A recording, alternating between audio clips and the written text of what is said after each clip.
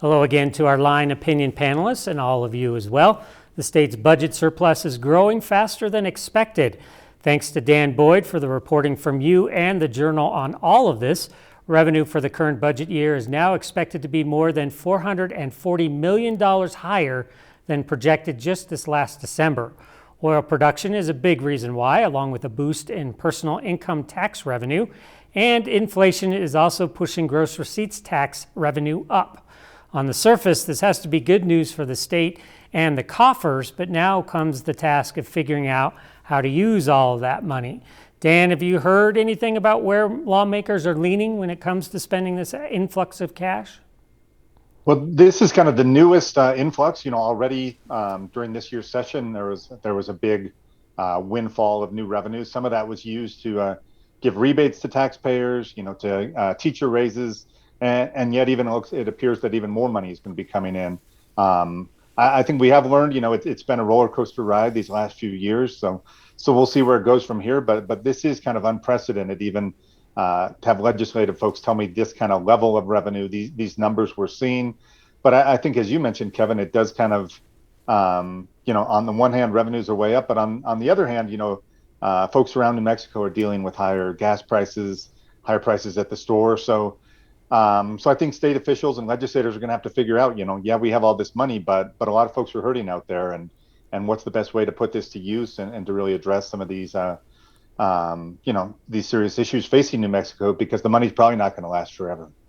Right, and we know specifically that the federal influx around the infrastructure definitely not going to last forever, and these debates between recurring costs, non-recurring costs. But Laura, I have to ask, did the special session rebate heyday set a dangerous precedent now with more money coming in that folks will expect another round of rebates? And should that be a consideration, do you think?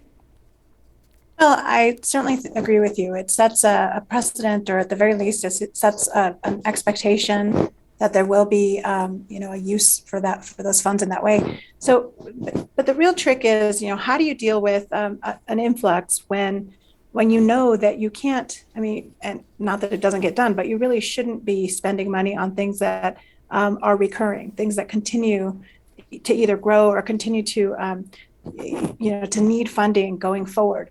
Ideally, when you have an influx that's temporary, you want to spend it on things that are temporary, so that the amount that comes in matches what the type of service you're trying to provide, so it isn't ongoing. But we have so many needs that are ongoing right now. It is, I think it's almost irresponsible for them not to consider some of those projects, some of those areas. We just finished talking about education being a huge area and an important one in terms of across the board affects so many other areas like crime, economic development, workforce solutions, and all of that. So I think it's really difficult. We're going to probably see a lot of proposals, given that it's a 60-day session coming up.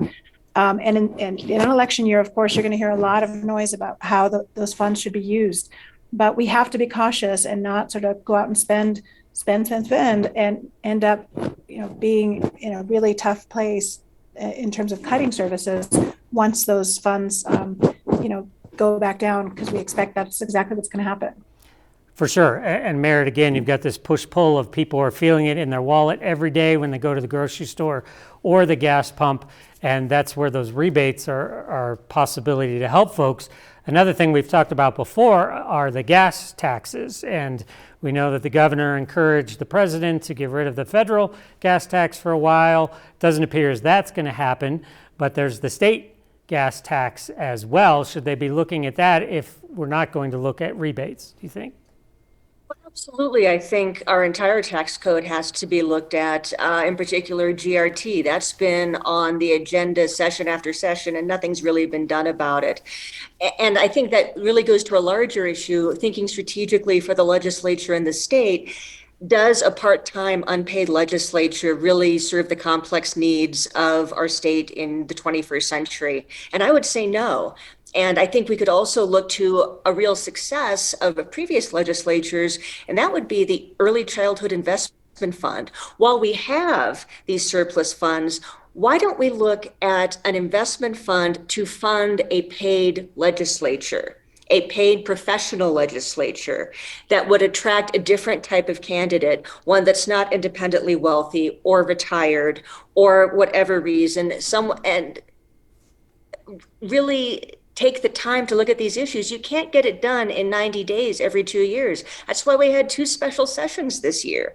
We need more time to address the issues of our state. And I don't think that's asking for more government or larger government, but I think we need more time and a professional legislature to look at these issues like GRT and tax rebates, and also the long-term impacts of, we are going to be moving away from fossil fuels in the next 10, 20, 30 years. The large energy companies have said this. We have the opportunity to transition to renewables. There is no plan. This is something the legislature and the administrations in the future are going to have to address, and they're not going to do it in 90 days every 2 years. You bring up a great point, Merritt, and Dan, I'm wondering, you touched a little bit about this in your reporting, but what are the innovative ideas to manage some of these things we are talking about? I did remember reading something about maybe the idea of endowments with that early childhood investment fund, so that maybe that starts to create some money that builds on itself.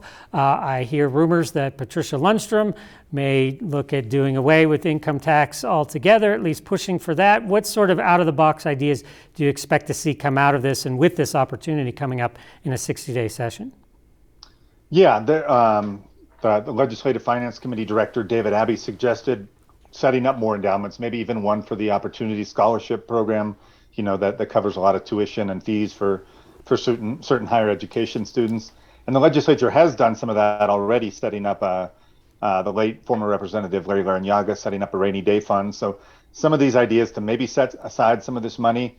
I think certainly it's true that oil is higher than ever. It makes up 40% of the state budget, oil and gas revenues.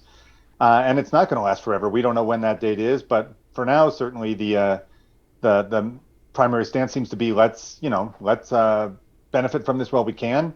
Maybe set aside some of these monies. And scary thing is there doesn't seem to be anything right now from a revenue perspective to kind of replace oil and gas when those do kind of weigh. I mean, there's renewable energies and other parts of the industry, but nothing that's going to make up 40% of the state's revenue base. For sure, and long been the challenge here in New Mexico. Laura, is there something we can be looking at here given that, right? Because the irony again is that as people are feeling the pain every time they go to the pump, that same pain is filling up the state coffers. We know there is a desire to get to more renewable energy. Is there a way to use this money to help bridge the gap between the two? What more should we be doing on that front? Sure. So I think there's a lot that could be done to try to bridge that gap. I mean, we have an opportunity to look to, especially what other states have done successfully to try to transition. But, New Mexico really is at the forefront of a lot of policy direction in terms of trying to move to, less carbon fuel, less fossil fuel, less carbon intensity as we work towards the goals of what the ETA was. But when it comes to, certainly our rising gas prices, some of that, obviously, geopolitical issues are affecting that, also affecting supply chain issues. The pandemic's been a factor. But as we look at also what other states are going through right now, we can learn from it. In California, I was just there last week, and in Northern California, and the price at the pump is just unbelievable if you rent a car there. And I was, I'm fortunate enough to be able to get there and rent a car, but it was painful, and we just can't possibly sustain those levels of gas prices here in New Mexico. So it's important that our lawmakers do consider what we can do for folks who are really struggling right now, not just with gas, but also just to keep food on the table.